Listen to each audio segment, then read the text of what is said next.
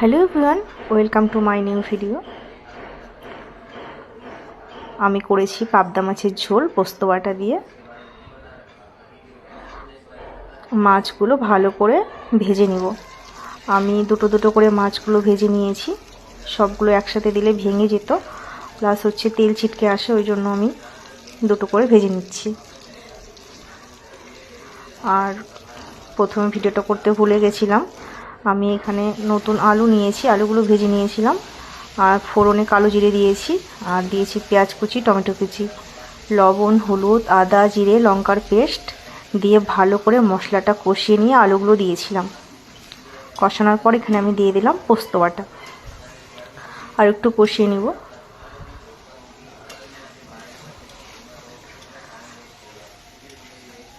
এইভাবে রান্নাটা করেছিলাম, বেশ ভালো হয়েছিল খেতে।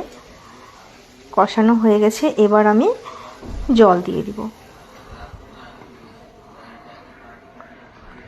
ঝোল ফুটে গেছে, এবার আমি মাছগুলো দিয়ে দিব।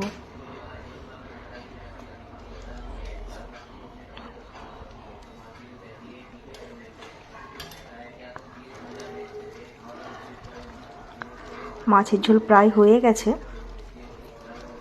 পাবদা মাছ অনেক রকমভাবে রান্না করা যায়, তো আজকে আমি এভাবেই করেছি।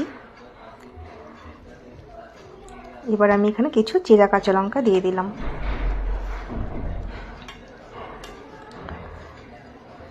পাবদা মাছের ঝোল কমপ্লিট পোস্ত বাটা দিয়ে।